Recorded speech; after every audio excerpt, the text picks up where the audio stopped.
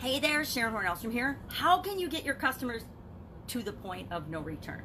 The point of no return is a very cool expression, and it describes, I like to say, the point of where you can't turn back anymore. You're in a position where in time or resources, or you've gone down a certain road after which you really feel like, or you literally cannot turn around. You can't change your mind. You can't make a different choice. You can't make a different decision. Now, if you know me, I don't believe in the expression can't. There's no such thing as can't. My father absolutely positively ingrained into my mind, as well as my sister's. There is no such thing as can't. We can do absolutely anything we can possibly imagine or desire. We just have to be willing to put in the effort, learn what we have to learn, do what we have to do to make that happen. Point of no return comes from World War II, when the pilots would fly missions. Planes, of course, can only hold so much fuel. So they always have to know, a pilot always had to know how far they could go on a mission, how long they could be in the air, how far they could fly before they had to turn around, or they weren't going to make it back to their base. They weren't going to make it back to, nowadays there's aircraft carriers, they'd land back in the ocean. But they would always have to know, what is the point of no return? That I got to turn around or I'm going to die. I'm probably going to die. Because if your plane runs out of fuel, the chances are pretty high that you're going to die. Or the plane's going to crash and you're going to be floating in the ocean or landing on the ground and parachuting out somewhere. But pilots never really want to be in that position, right? If I were a pilot, I wouldn't want to be. And as a business owner and as a human being, I pretty much don't ever want to feel like I'm between a rock and a hard place and I don't have a choice.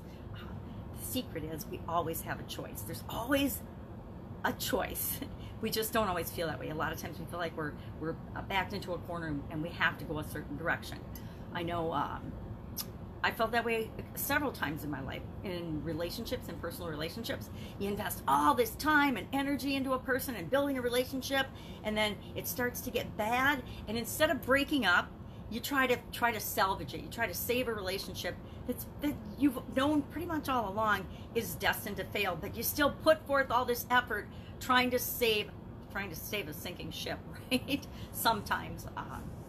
I've learned that when I start to feel that way, when my intuition or my gut, I listen to my intuition now all the time. I didn't used to. When I got married, I remember getting ready in the little room and putting on my makeup and getting my dress on and coming out of the room, and my husband-to-be, we needed to get pictures before the ceremony, and he looked at me and he's like, oh my God, what's wrong? Because I was literally, he said, you are literally green. I looked green because everything in me was screaming. All my intuition was screaming, stop, you are making a mistake. Now, we already had a son together. I was almost 31 years old, and it was like, I felt like I had to get married. Hey, all my friends and family were at the church. All his friends and family were at the church. Everybody was waiting, and I felt like, looking back, this was a point of no return. I had gotten to the point in the planning and the resources and all of the time and energy that had gone into that, not by just me, but by everybody, because everybody helped me, all my sisters and all my family helped me plan and put this event on. And I actually knew better, but I was like, yeah, I'm not going to be that person that backs out on my wedding here, and how would that look? And so I panicked, and I went through with it because I didn't know that I could make a different decision. I could make a different choice because I felt like I was past the point of no return. And a lot of times in our relationships, we get there and we try to make things work, and we try to salvage things that we know aren't right for us, that don't feel good for us, and we should just let go. Did the same thing in a partnership. Got involved in a partnership, or not just me, but more than one partner, several of us. But one of our partners that we got involved in a business in was really bad. And I don't say bad partnerships lightly. I mean, you have to do really horrendous things for me to say this was a bad experience. This was a bad partnership.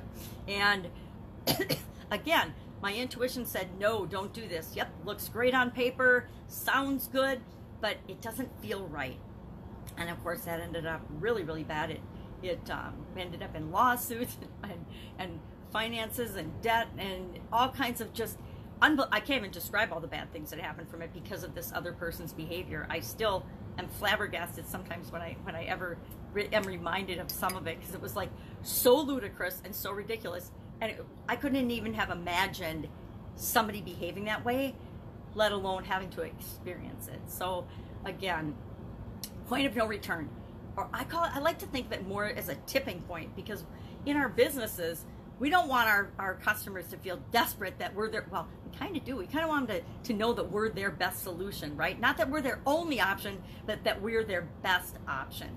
We want them to come to us to solve their problems and get out of the feeling of being at a point of no return. But if they feel like they're at a point of no return and they've invested a lot of time and energy building a relationship with us, it's more likely that they will come and do business with us than if we don't have any relationship established with them. But I think with the whole, and I call that more of a tipping point, you give people a ton of value, and it fills up your side of the scale to the point that when they're ready to make a decision, you're the first person that comes to their mind, and that it tips the point, it tips the scale in our favor that they are going to do business with us.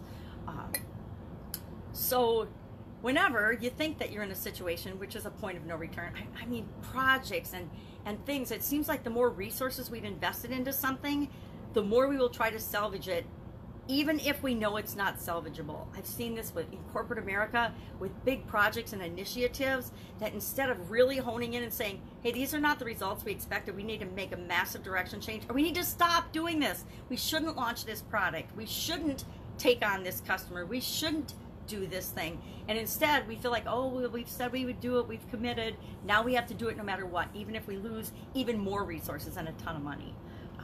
But the truth is, you can always stop in your tracks and reevaluate and ask yourself, what is the worst that can happen? And then make a different decision, change course, and just deal with the consequences, deal with the fallout. Because the fallout of changing your mind is never as bad as we fear it's going to be, and it's always better than continuing down a road that is the wrong road for you. Would love to know what you think about this expression, or this idiom, point of no return. If you've experienced it, I think most of us have at some time in our life experienced it, and then what happens is 25 years later, after lots of experiences, both good and bad, you end up ending the relationship anyway. At least that's what happened with me in my marriage. It's and some people would say, well, you made that happen because you thought about it when you first got married. And I don't believe that, but I believe that there's people that are awesome people, but they shouldn't be together. And I would say that's the situation with my ex-husband and I. We're really good friends separate, but together, not so much. So go out, make it an awesome day. If I can help you in any way, if you want to share a story about your point of no return experience, I would love to see that in the comments below. Otherwise, I'll see you tomorrow with another interesting idiom. What does it mean? Where did it come from? And how might you be able to use it to supersize and grow your business?